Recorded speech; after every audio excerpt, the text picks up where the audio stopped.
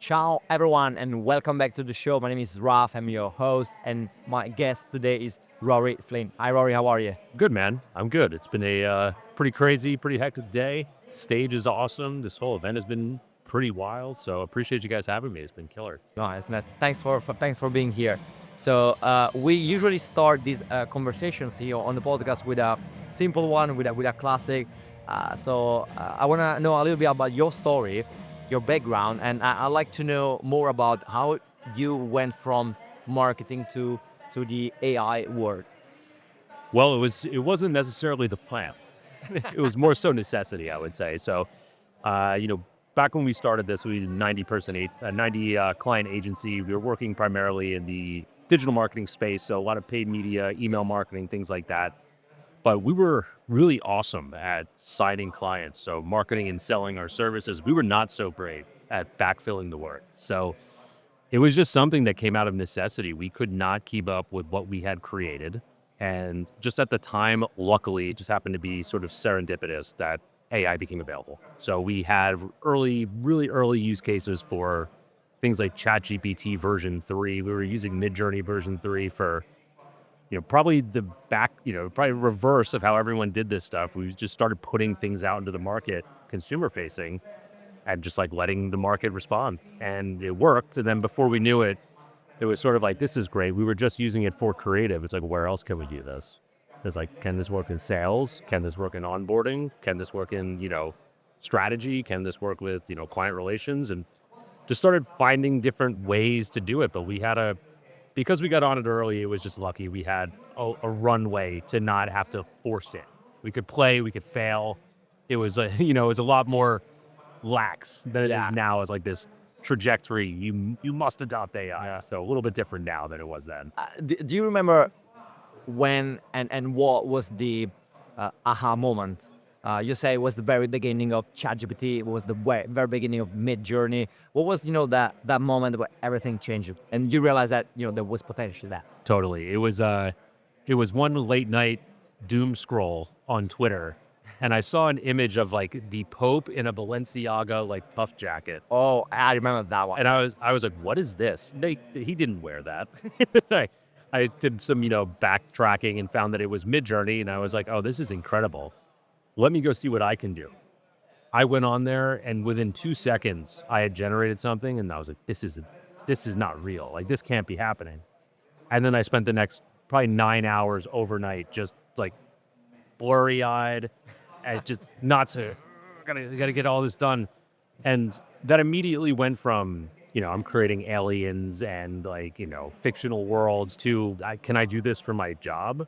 And that transition like quickly happened. So we were just So like a click. next day told my designers, I was like, you guys got to see this. We have to try this. There, of course, great Rory, we have 10 hours of work to do today. Now you're asking us to learn some completely random AI tool. I was like, fine, I'll figure it out for everyone. And once they got their hands on it, they started seeing the light and they were like, oh my God. So it was a really quick adoption process for us. Once everyone can feel like a kid again, when you start to, type something in and bring your imagination to life, that was really for them that moment too, that we all sort of got it serendipitously and like together. Yeah. So I want to jump on that. So you are really into tools like Midjourney and similar.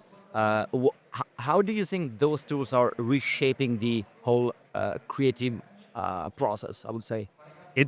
to me, it's just so open-ended now. Like it used to be, there was this structured workflow of how everything got done. You had your product photos. Then when they'd come through from, our designers, they'd have to go do this certain way in Photoshop. That would have to go through approval. And then if it didn't like it, go back and edit. Now it's like a completely nonlinear process. I can test a bunch of things like final product, final look, and say, do you like this? And they can say yes or no. And then we can reverse engineer how to get there. So it's changed how we work. Like the traditional structures are all gone.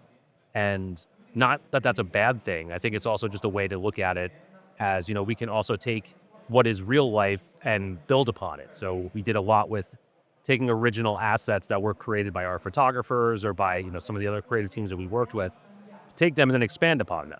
Something that might be local for New York and we wanted it to be a little bit more global and generic in nature, we could then take it and sort of iterate it upon that. So there's so many ways that we sort of I don't know, backed into using it, where it wasn't maybe there was no guidelines for it back then. There was no frameworks. We were just kind of making it up as we went. It's all about, I suppose, it's all about experimenting, 100%. Especially if you are like at the beginning, one of the first mover, the first adopter of new technology and new tools. So it was like that for you, I suppose. Definitely. And again, like I said, there was no guide on how to use Midjourney back then. There was no guide on how to use Runway or build a whole creative process utilizing the tool. So we just made it up. There was no other way. So we failed a lot. We failed a lot, but what AI allowed us to do is fail quick. So I used to be a designer. If I used to chase an idea, something that might be like a winning idea for a campaign, I might jeopardize the entire campaign. And if if I can't deliver on what my ideation was, then I just tanked the whole project. So yeah, I used to have to decide between chasing that or doing the safe thing. Now I can chase that 1,000 times in 10 minutes. I see what you mean. And get there and then be like, okay, this works or this doesn't work. Let's stay on track. So yeah, it's really, man, luckily we had that runway to fail a lot before it became like necessity for us to use it. And you just say I was a designer, and you also say before, the first reaction of my designers was like, nah. There is a lot going on right now. A lot of people say, oh, this is not real art. This is not really creative. I don't know. What's your position? What's your take on that? I think anyone's, entitled to their opinion on what it is or what it's not. I think you look at it, when my designers saw the light, they were thinking about it as a one-click solution to create an entire graphic design. But as a designer, you know that you're not using one image as a design. You're using layers and different, like you're pulling different pieces of design from different other, from other areas. You're pulling gradients, textures, holding elements, framing elements, things like that.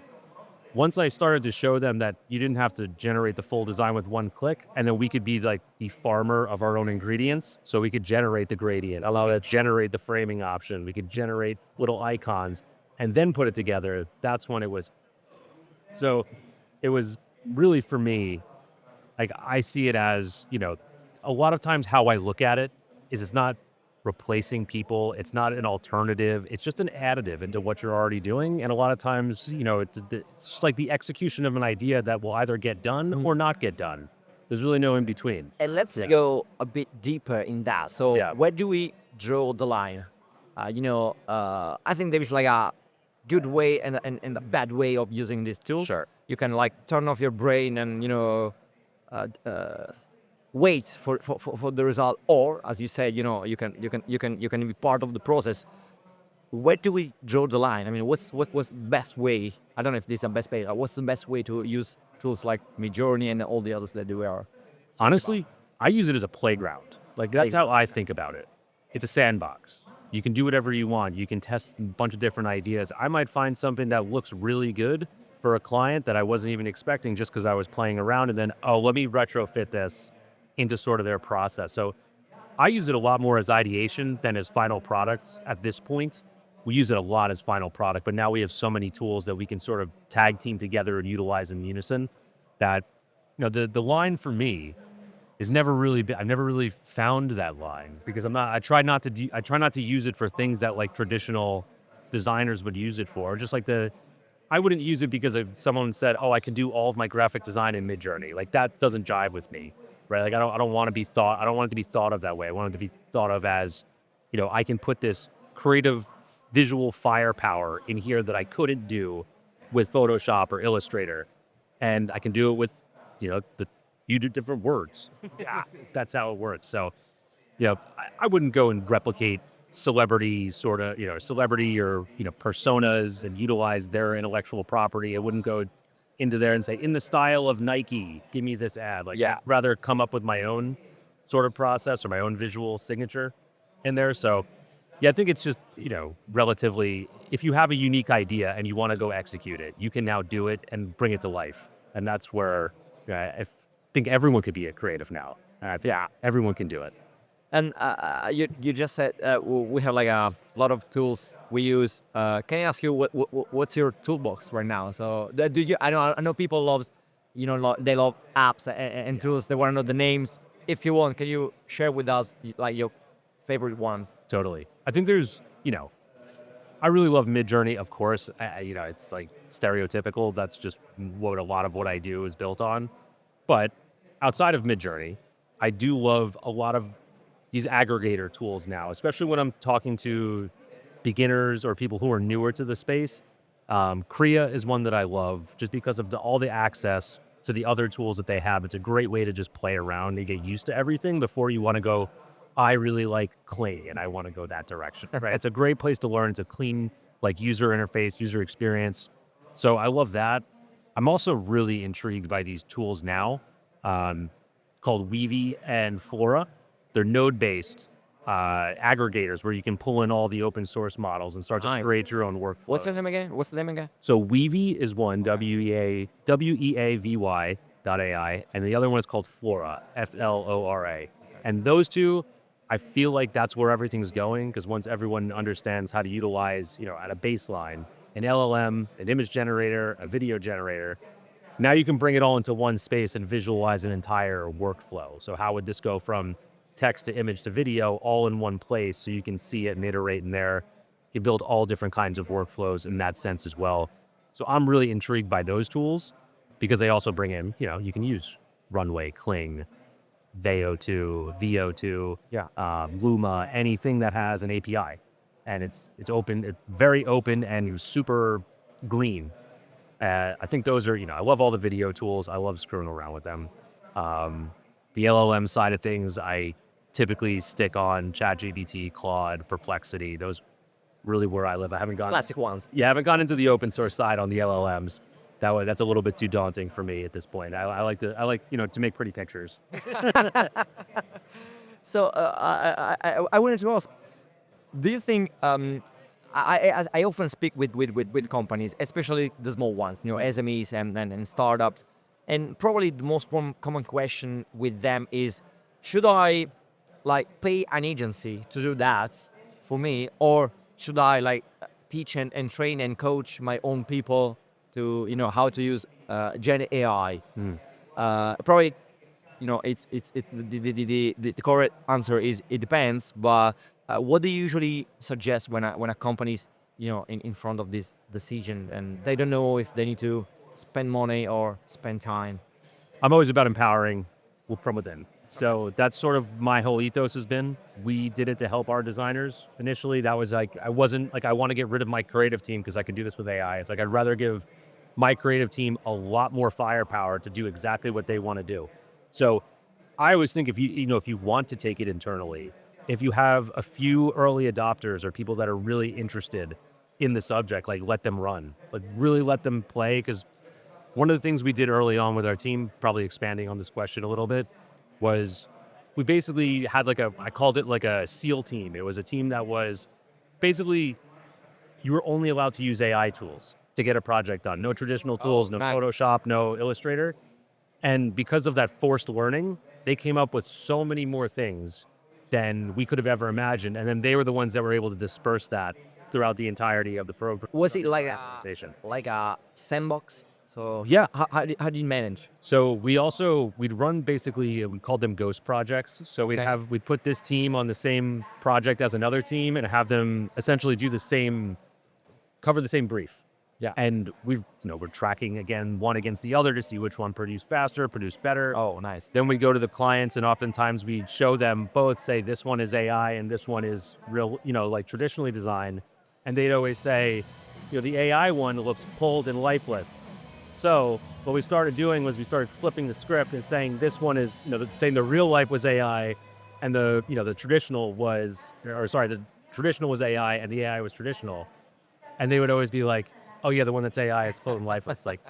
You don't know anymore. So now we're at a point where it's homogenous, it works, it's faster, it's more efficient, we can do more creative things. So that was really where we started to be like, okay, we really have empowered this team. They got really good, really fast because they were hamstrung, but we also gave them no repercussions. So if the clients hated their work, it was basically like an open canvas to just go and learn. Yeah. And that helped them flourish. And they now are way better than I am. That's probably the best thing to do if you want people to try and fail, Yep. without being worried of what's going to happen. because they already have a full-time job, right? Like there is only so much time in a day for them to get things done. And now I'm like, here, go learn an entire new mindset and skill set. They looked at me like, come on now. So, giving them that freedom to fail, that everything is okay. You're not going to be punished. Just go be creative. And like it opened doors. So I think, that's always where my ethos comes from with a lot of this stuff is never just like replace or add and just like lean on these tools. It's lean on the people. Because when you lean on them, they're going to produce because they are humans and I like humans. I love this example, and if you're listening and you are like a manager or entrepreneur, you should do that. So that's a great one, a really practical tip to start, experimenting in your company. You spoke about skills. Yeah. From what you see in the market at the moment, what's the main gap in terms of skills when people, companies, freelancers, startup, they want to approach the whole GenAI world? I think everyone just is looking for a quick fix, personally. And I think that's probably the wrong mentality to go about it. Yes, you can do things very quickly now with a very simple, with a lot of simple niche tools that will work. But you don't get anything that's sort of visually memorable from it. You get exactly the generic look and feel that everyone else gets. You see the ChatGPT action figures that everyone did. It's like, that's cool. It works for like social media for about a week, but there's no lasting impact. There's no sort of like value to that. So yeah, to me, I just see there's this gap of like wanting things to be easy because AI in itself seems easy, but You mean like a silver bullet?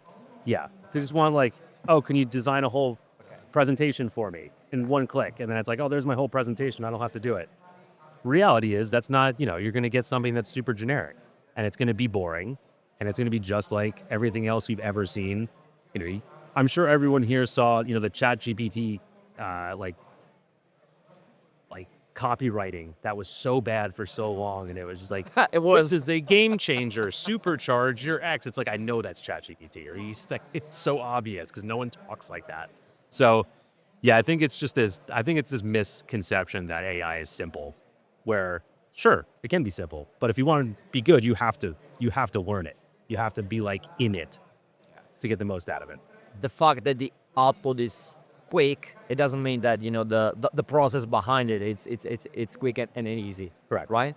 Correct. And I also think that a lot of people, just instantly imagine that they can shift industry overnight. Like I'm an accountant and now I'm an AI filmmaker. I'm not saying don't do that. You can 100% do that. I just think it's better if you start to amplify your already good skills with the tools. So if you are an accountant, then figuring out how to utilize an LLM to then use it in your spreadsheets or talk to your spreadsheets or make data 360 and holistic so you can have conversations with it instead of just looking at a spreadsheet, that might be more up your alley because where the friction points are in your workflow, where the friction points are in the data. You're an expert at something, like make yourself more of an expert. Yeah. You can also switch industries if you want to, not telling you not to. It's just, I think people are so primed to use it, they don't even know it. Like there's such experts in one thing, and it's like, yeah, use it to amplify, and you could be really good. It's a superpower. Yes. It's a superpower. And that that in the industry there is also a lot this a lot of creatives talk a lot about the fact that AI is gonna replace some of them. Some of them are gonna lose their job. What's your idea? What's your take on that? I have a big take. It's a big one. It's sort of complex in nature. Personally, I think at some point we're all gonna, is any of this gonna exist? Maybe not. I don't know how soon that's gonna be or how far down the line that's gonna be. But I think everyone should learn this because everyone has become individualistic in nature in terms of what they can do now. So, the person who might not be able to create a feature-length film because they didn't have a $200 million budget or could get their script approved by a major studio to produce it, now can make a movie with $30 in their basement. And inherently, I think that's good. I think that brings good ideas to the forefront. I think that actually brings, the opportunity for people to get noticed, but they have to control their distribution, right? So that's where I think, we're going to see this movement. This is just a guess. Everyone talks about, creatives and Hollywood going down in flames with the whole AI thing. And it's always been traditionally because Hollywood has studios. They fund pictures. They go to the movies. The movies is where they make the money at the cinema, right? But if the cinema shifts to YouTube and you have an audience and you can create a movie, you've gotten rid of the distribution and you've gotten rid of the production. And now you control your own lane. So I think a lot more is going to be based on that moving forward in terms of controlling distribution and controlling production. And that's probably going to be a little bit different than probably most are thinking about it in the current moment. But I think everyone, if they learn the tools, you're sort of the master of your own universe at that point. And you can build your own universe if you need to, not relying on someone else who's only going to give you a job. Do you think we are already there? I mean, like today, with $30 in my basement, I can create my own movie. We are there. I think if you have the requisite skills, I think a current filmmaker, if you gave them these tools, like someone who's maybe had 10 years of experience in film and you give them these tools, they're going to make something incredible. Right. I love that. You said Yeah. if they have like 10 years of experience. Yeah. Why did you say that? I know why, but I want to talk about it. There's you just become jaded if you've been in the industry for a while with all the things that have been asked of you and because working with, if you've ever worked with clients, you know that they ask you more than what you're capable of and more than you want to do. But that's also forced learning, right? So you're forced to figure out solutions and problems and you get more experience in doing it just your way. Yeah. Right. So I always think about someone who's had about 5 to 10 years experience in an industry, probably 5 is good enough, just to know typically where all the roadblocks are, where all the problems come from. And then it's easy to start finding solutions with these tools because this typically takes me 5 hours. Like creating a mood board as a designer, that took me days.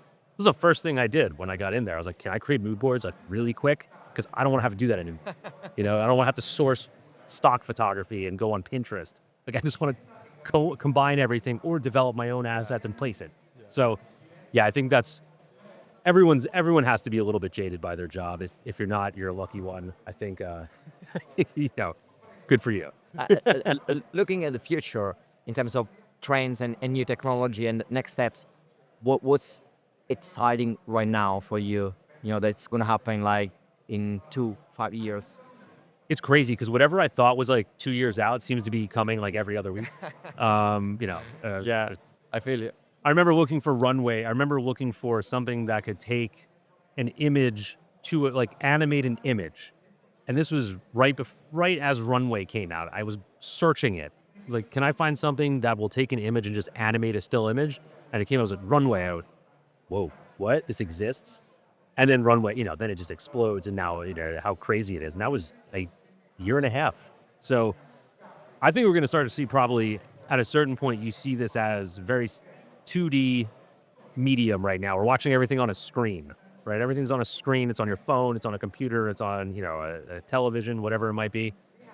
I think we're going to start to be more immersive at some point. We're going to start to world build a little bit, whether that's, I don't know if that's going to be spatial, virtual, AR, anything along those lines.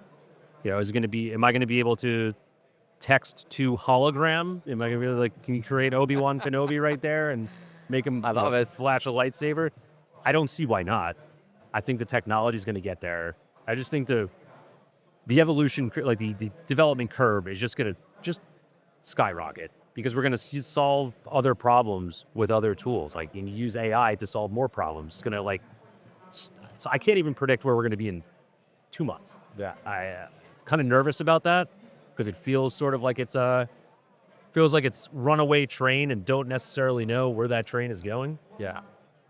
It's uncomfortable, but it's also what choice do we have? Too, right? It's what choice do we have? Yeah, I feel it. We already made it. Feel it. The event horizon. We got to keep going. The last one, still about the future. Is there something that scares you? I mean, if you look at the future of the whole AI technology, I think it's terrifying. Only from a fact of how smart it's gotten, and I tend to not work with the LLMs as much. I like to use them. I know how to use them. To me, they speak the same language. When the image generation process, the video generation process, they're not talking back to you. I send through a prompt and it gives me an image. It doesn't say anything. you got So I've had some real, I don't want to say scary moments, but where it answers in a way that just sounds way too human and way too casual about it. I just don't know if that's, I don't know. I'm worried that bigger corporate, bigger type, business environments are just going to want to adapt all of that. Yeah. And just like that's their answer, and they're going to leave people out in the dust. Where I think people are the reason that these tools are good to begin with. I don't think these tools running autonomously, from what I've seen, and we built this into our business, it's great, but without certain risk factors from like without humans taking risk, without humans injecting life experience, without humans breaking the rules, it's not unique. It doesn't have like a unique story to it, which again, I tried to mention that in my presentation on stage earlier. I was just like, everything looks the same unless you go and break some rules or you try something crazy, but AI doesn't do that. It doesn't like to break the rules. Maybe it will, and that's where I get scared, is when it starts breaking the rules and doing things the way that it wants to do versus us. So there's always that concern. I think it's only human to be concerned about that. But hopefully we can reel it in terms of like and playing nice. I like to talk very, very, very nicely to my ChatGPT. Say please and thank you. I tell it does a good job. Don't kill me later on. Yeah. Just in case. Yeah, please. I'm one of the good ones. I like you. I talk good about you. I love it. I love it. So, guys, break the rules. Rory, it was a pleasure having you on the podcast. Thank you very Thanks much for your having time. me. Really It was great. appreciate it.